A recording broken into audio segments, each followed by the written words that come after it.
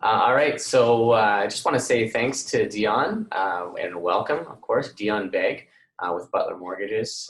Dion is a friend and a trainer at the Toronto Real Estate Board as a mortgage broker, as well as the Ontario Real Estate Association.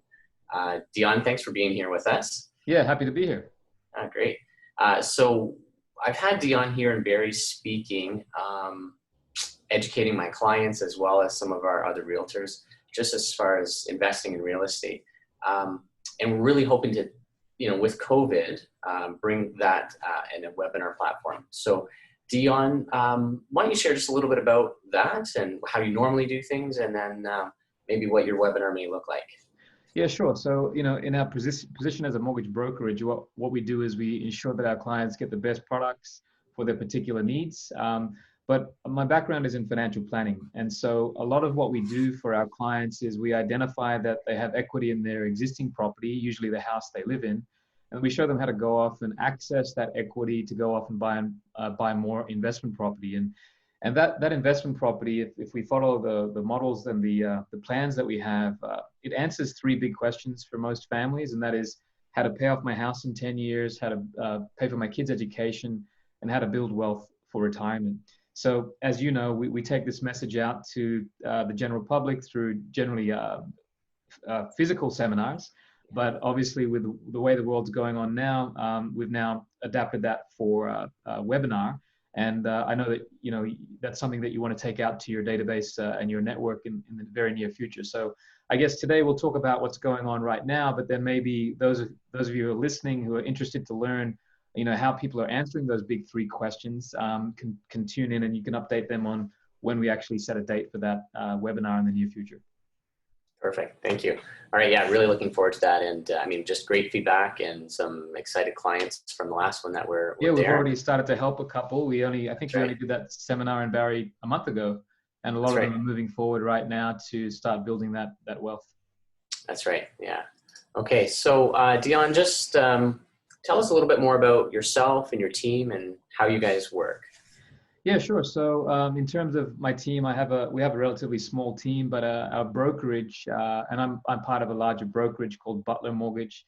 And for the last several years, we've been the #1 brokerage in Ontario based on volume. Every year, they actually rank the top 75 mortgage brokers in Canada. And I've been in the top 75 for the last 3 years. And again, that comes down to the fact that we work with people who ultimately don't buy just one property. Once a family recognizes that real estate is actually a really good path to what we call true wealth, then oftentimes they won't buy one, they'll buy 2 or 3. So a lot of our success comes down to the success of our clients executing these plans in real estate and really building multi-million-dollar net worth profiles by the time they retire. So yeah, our day-to-day is really helping those people. Amazing. Okay. So let's take COVID, in the last month and just discuss how you're seeing changes out there. What have you seen that's changed in your industry as far as mortgages are concerned in the last month? Sure. So, as we record this, it's the middle of April. So we've been in this situation now for about, 5 to 6 weeks or so. We haven't noticed any slowdown in our business. What we have noticed is maybe the motivation for the people financing has changed a little bit. So like I mentioned earlier, a lot of what we do is about wealth and expansion and growth. Right now, a lot of people are approaching it a little bit more cautiously. And we're seeing a lot of refinancing now for a couple of reasons, Guy. So one of them is that right now, I think we all know that we've got increased unemployment, and that unemployment rate's likely to increase in the near future as well, as essential services have been limited over time, and what is categorized as an essential service gets limited. So we're seeing, obviously, and I'm sure everybody listening knows, if they themselves aren't impacted, they know of people who are impacted. So what this means is there's lower incomes, and people are a little bit concerned about what's going to happen with property values. There's the lower incomes, people displaced out of jobs, and the fact that social distancing has effectively shut down the real estate industry to a, well, not fully shut it down, but really limited it to a Yeah. significant extent. There's very few people who are willing to outlay hundreds of thousands of dollars on a purchase without physically going into that property and seeing that property. And, you know, in these uncertain times, we're seeing, well, what we expect to see is fewer regular resale transactions. I think, you know, you and I were looking at the statistics for the Barrie Real Estate Board, and we can see obviously that the number of transactions is diminishing as expected. And so here's the reality. The likelihood that property prices will drop is fairly high, right? I don't know by the extent as to which they will drop, but with fewer transactions, fewer people wanting to move, it's likely that pricing will reduce. Now, acknowledging that that's a likelihood, well, none of us are immune to that. So me and you, the houses we live in, is a possibility, a high possibility that the value of them will drop in the future. And so as I work with a lot of investor clients, what they're doing is they're facing that reality and saying, well, if we want to access and secure some of the equity in our homes, then is the best time to do that now or 6 months from now?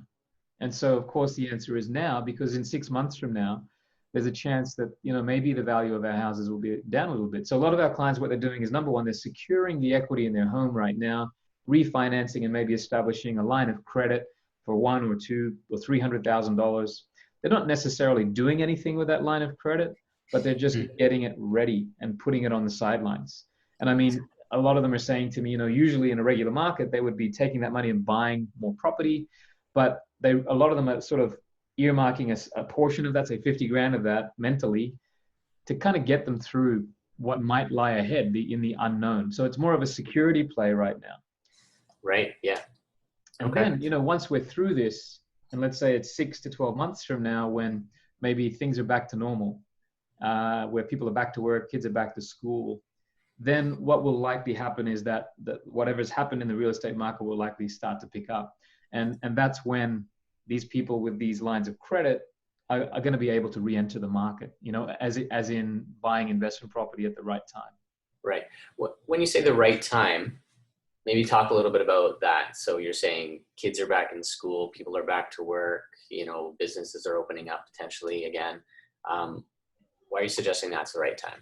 Yeah, Why so not? the key word around that is the word confidence, market confidence. And market confidence is just the sentiment in the market about how stable the economy is, how the world's going. And when people feel a certain level of confidence, what will happen is people will get out there and start buying more property. And so the only way you know you've reached the bottom of a market is when it starts to go back up. So there's no way to really time a market in that regard. You have to wait until you see prices ticking back up and things selling at a reasonable speed and velocity. And so there's no real way to figure that out. We just have to wait.